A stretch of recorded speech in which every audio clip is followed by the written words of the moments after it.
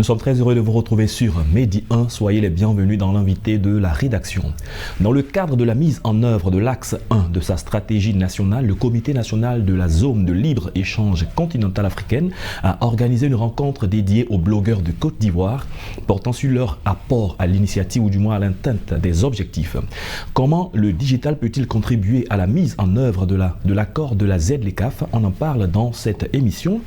Et pour en discuter, Mibela Kwaku est avec nous. Bienvenue sur notre plateau. Merci de m'avoir. Alors, je rappelle que vous êtes consultant en développement international et vous avez pris part à une rencontre des blogueurs sur la zone de libre-échange continentale africaine pour parler des questions de digital. Comment apporter l'appui des blogueurs à la mise en œuvre de ces accords. Pour ce qui concerne la ZLECAf, faisons un peu un rappel du contexte de la création et de tous ces différents accords et partant également du processus en cours. Très bien. La zone de libre-échange continentale africaine, en abrégé donc ZLECAf, a été une initiative de la Commission de l'Union africaine en juin 2015, donc qui vise à mettre en place, à créer un marché commun continental, de sorte à pouvoir favoriser en quelque sorte l'intégration économique au sein des États membres de l'Union africaine. Donc l'initiative a été très bien appréciée de différents États membres.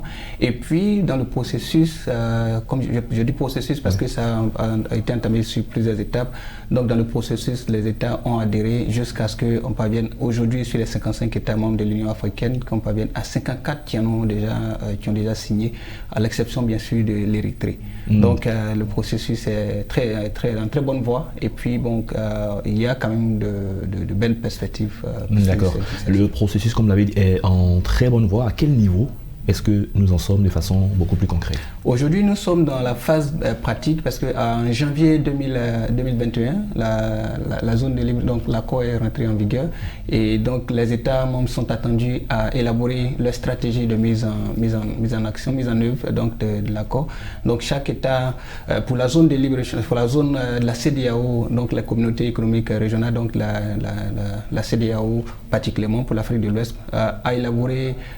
La plupart des pays, en tout cas, ont élaboré leur stratégie de mise en œuvre donc de l'accord. Et donc, c'est à cette étape-là que nous sommes. L'élaboration et la soumission auprès donc du comité continental donc de l'accord, des stratégies de mise en œuvre donc de cet accord. D'accord. Après la signature des accords, quand on va parler de mise en œuvre de façon précise sur le terrain, comment est-ce que les populations, comment est-ce que les États vont ressentir la mise en exécution de tous ces accords-là?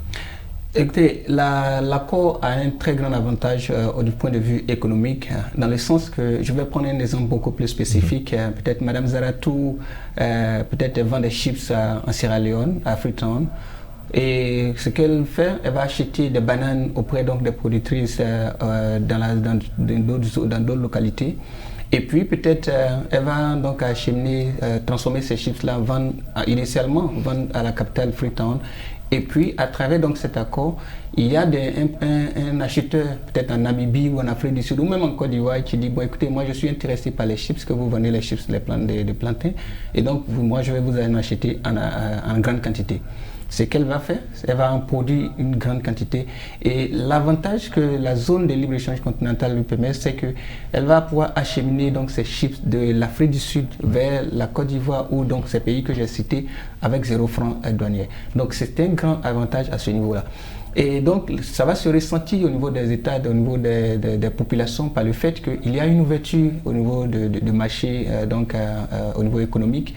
Les entreprises, les PME vont majoritairement avoir beaucoup plus d'opportunités, non seulement de pouvoir exporter leurs produits, mais également de pouvoir aussi bénéficier donc de l'avantage des grandes entreprises, donc de pouvoir bénéficier de leur expertise pour pouvoir développer leurs activités.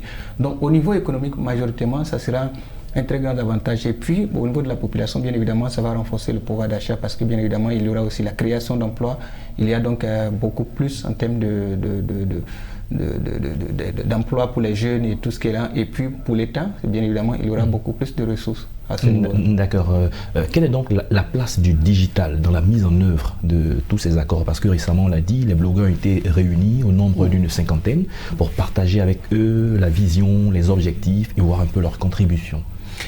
Écoutez, l'ONU a élaboré, ça fait une estimation d'une croissance au niveau économique de environ 81% à travers, donc grâce à l'accord, donc à la ZLFK. Et si donc cette croissance doit être effective, il est nécessaire qu'il y ait une intégration numérique. Et donc, ce que cet accord va apporter, c'est le fait qu'il va avoir la mise en place des infrastructures numériques, le taux de pénétration Internet va s'augmenter, et puis la digitalisation du commerce. Écoutez, le commerce, quoi qu'on le veuille, aujourd'hui, c'est beaucoup plus digitalisé. Et le e-commerce, quand vous vous rendez compte, est en train de se développer majoritairement dans des pays, la Côte d'Ivoire, le Nigeria et le Kenya et tout autre. Donc, cet accord-là va permettre de pouvoir donc mettre en place des structures et donc renforcer ce cadre-là. Mais également, au niveau des acteurs du digital, comme donc les associations de blogueurs, il y a aussi la nécessité, par exemple, de pouvoir faire connaître cet accord. Et d'ailleurs, c'est dans ce cadre-là que nous étions en atelier avec le comité national, où nous avons échangé sur l'apport que l'Union nationale des blogueurs du Côte d'Ivoire peut apporter pour pouvoir soutenir donc, en termes de vulgarisation, en termes de sensibilisation, et puis beaucoup plus en termes d'apport, notamment sur comment est-ce qu'on peut peut-être faire connaître un certain nombre de mesures, et aussi faire connaître des préoccupations, faire remonter des préoccupations des populations que nous recueillons en tant que blogueurs citoyens, pour que cela puisse être pris en compte dans la mise en œuvre proprement dite de l'accord. D'accord. En ce qui concerne comment faire connaître les initiatives qui sont prises, les accords, plus précisément à l'endroit des personnes qui sont au cœur, on dirait, de ce processus. Tu as pris un exemple d'une dame qui vend des chips. Donc toutes les personnes qui font des affaires, qui vont bénéficier de ces accords, qu'est-ce qui est fait à leur endroit pour leur donner le maximum d'informations sur tous ces accords? Oui, je crois que ça c'est une question fondamentale, dans ce sens que l'accord, c'est vrai que ça a été fait par, comme je l'ai dit d'entrée de jeu, par l'Union africaine, donc au niveau beaucoup plus étatique. Il y a eu des échanges au niveau politique. Maintenant, il faut descendre à la base, c'est-à-dire au niveau de la population, et c'est là que le plus gros travail doit se faire. Comme je l'ai dit, le plus gros travail se fait à ce niveau en termes de sensibilisation. Il faut faire un travail à faire connaître cet accord-là auprès des populations, auprès des entreprises, auprès des PME. Et donc, c'est ce travail-là qui est en cours. Et ce qui doit être essentiel dans ce sens-là, c'est comment faire en sorte que les entreprises puissent se rendre compte de ce que ça leur apporte. Les pays, il n'y a pas de petits pays, mais des pays en termes de population, en termes de taille, donc les petits pays en termes de taille, ont beaucoup peut-être ont des raisons de craindre le fait qu'il y a une ouverture.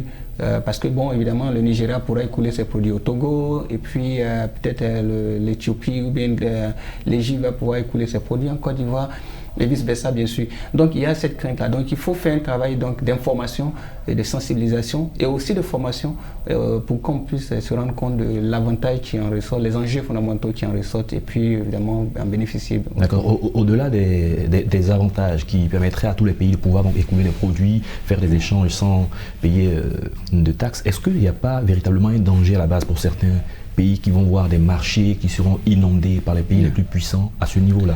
Oui, c'est ce que je disais tout à l'heure. Quand vous prenez certains pays, un pays comme le Togo, je prends ce pays parce qu'en termes de taille, ou même peut-être la Guinée équatoriale en termes de taille, le Gabon comme ça, ces pays-là ont des raisons de pouvoir peut-être se méfier des entrepreneurs, parce que ce que ça veut dire, c'est qu'il y a aussi la possibilité pour les producteurs sénégalais, des producteurs nigériens, d'être des concurrents directs. Voilà, exactement, de pouvoir écouler leurs produits sur place. Donc ça fait une forte concurrence. Donc le marché local sera en quelque sorte inondé. Mais encore une fois, ça présente aussi des avantages, parce qu'il y a aussi la possibilité de partenariat, et puis aussi de pouvoir, donc pour la population, parce que plus il y a des entrées, des marchandises et tout ce qui est là, plus aussi il y a la possibilité de pouvoir bénéficier. Mais encore une fois, tenons-nous bien, ce qui est fondamental dans l'accord, c'est je veux dire le but, l'objectif fondamental de promouvoir le commerce intra-africain, qui jusque-là était estimé à autour de 17%.